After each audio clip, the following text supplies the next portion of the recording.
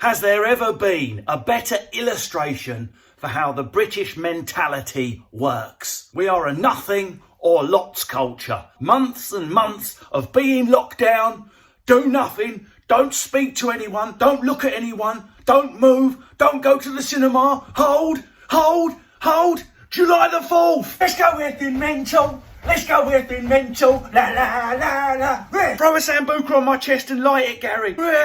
Yes, of course, we need to open businesses. We need to start relaxing the lockdown. Bank that. Secondly, well done to everyone who went out last night and supported our hospitality industries, our brewing industries, and behaved in a sensible, non-dickhead fashion. But let's turn our attention to Gary, Dave, Kevin, Lee, who spoilt it for everyone by acting like total bears.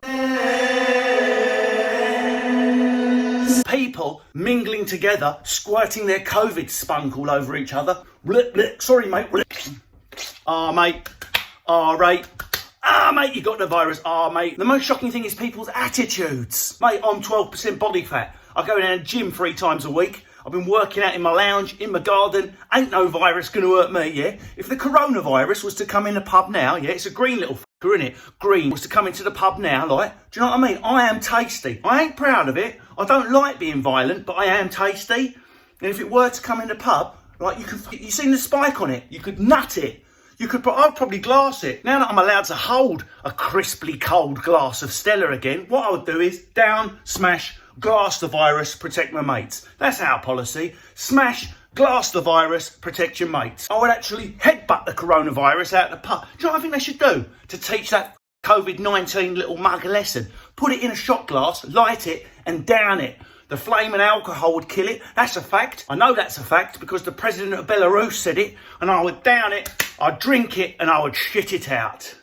Back to the pubs, back to banter. Let's have a good night. Oh no, my grandma's dead. How did that happen? It is a bit confusing. Some of the things just don't add up. So we're allowed 2 households can mingle together in a house. So I can invite my friends over or my relatives that I dearly want to see, and we can all sit round in a circle with masks on, not touching each other, paranoid, drinking tea, having to eat a pack of Imodium if someone so much as sneezes because you shit yourself, taking my temperature every 5 seconds with a temperature gun. I've developed like an OCD temperature gun. That's a temperature. No, it's not. That's a temperature. No, it's not. That's how careful we have to be drinking tea. We can board a train, sit flat against a wall, mask on, eyeing everyone suspiciously like they're characters in a zombie movie. Don't move, Darren. If you move, they'll see us. That's on a train, but in a pub, it's different rules. In a pub, there is a magical force field that being wankered provides. Now, I don't know if you've heard of it, but a beer coat is a scientifically proven item. A beer coat is where you put your beer coat on. You can't feel the cold, can you? If you can't feel the cold when you've got your beer coat on, are you going to tell me you can get a virus? Of course you can't. So yes, wear a mask when you're on the train. Wear a mask when you're with your dearest relative, being careful drinking tea. But in the pub, stick on your beer coat, lick each other's faces, play darts, grab someone's tits, get chucked out. Great night. The idea of socially distancing after a pint is just freaking absurd. Most British people have the natural urge to kiss a stranger on the way to the toilets after the 6th pint. Mate, I support. Yes, mate. Arsenal fan. Me too. Come here, give me a kiss. Love you. Yes, mate. Where do you work? At the local hospital in the COVID ward. High five, mate. Yeah. COVID spunk in my face. Put your COVID spunk in my face. Why open the pubs on a Saturday? Well, I understand. We need to get businesses going. We need to start the brewing industries. Christ, we need to open the theatres where I would normally work. But why opt for a Saturday? Why? Why not do it on a Monday or a Tuesday, one of the lame nights of the week? So our strategy is to open the pubs. Now, don't you think that's a bit risky, Prime Minister? Yes, it is. So we're going to take that risk away by opening them at 7 p.m. as England kicks off against Germany in the World Cup final, whilst squirting Ebola, chlamydia and Creutzfeldt-Jakob disease through the vents of the pubs just to see what'll happen. Personally, I think banter will carry the day. Is it me or is this some sort of extermination programme going on? Prime Minister Master, sir. Yes, Dobby Cummings. Oh, bad Dominic. Bad Dominic Cummings went to Barnard Castle. I do have one more suggestion. What is it? Dobby Cummings thinks putting them in the pub will bring herd immunity, Master. What we need you to do, peasants, is to go to your places, wherever you get your foods, in Lidl, or Tesco, go there, go to your pubs, the Dog and Duck, and get your lottery tickets and chips and things that you like. Go to the scratch card parlour to get your nails done. Your females and your slags, they can get their eyelashes done. They can head to the pubs as well. You can go to Weatherspoons. Just have a good time, peasants. We need you to form a sort of meaty shield. The more working class people that are packed into pubs being infected, the better we are protected behind it. Then we can repopulate when all the poor grannies are dead, and we can build.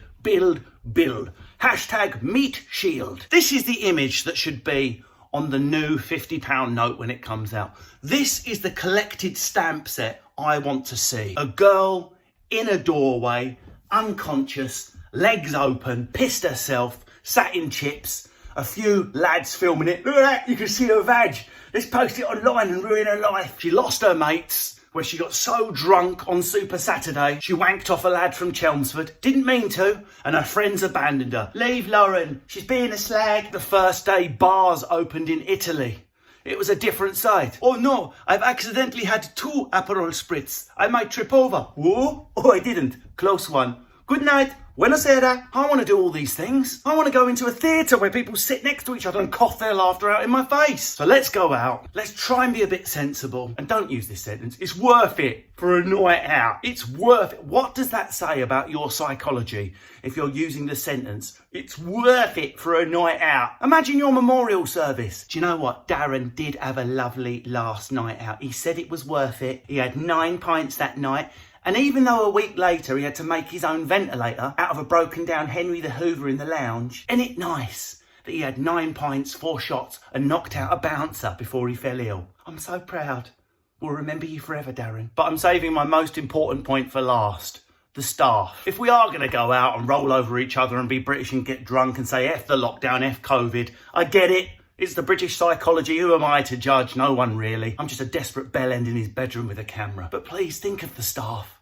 They are people too. 1 metre plus distancing in pubs. Boris, have you been to a pub? The galley in a pub might be 30 centimetres wide in some places. You'll be lucky to get 1 person through there, let alone 2. People leering over the bar. Get 1 for yourself, love, and 1 for your 2 mates. Hanging off your chest. How is the staff supposed to socially distance the poor bastards? They're not disease Velcro that you can just throw your ailments at. Bit of swine, bit of avian, and a bit of COVID. Yes, I got the bonus shot. Stay safe, people. Have fun. And remember, all of this will be completely irrelevant when President Kanye West takes to the White House. Not that it will bother anyone on our little island. In fact, I can imagine, as Kanye West presses the nuclear button and we all dissolve in a fireball of hell, there will be people stood in Kent, Essex, Newcastle, with a pint in their hand going, I know we're dying in a frickin' fireball of fiery hell, and that Kanye West has pressed the button causing World War III and the destruction of humanity and that. But at least I'm having a pint closer than 1 metre to a stranger. That's canny, that. Royal Britannia.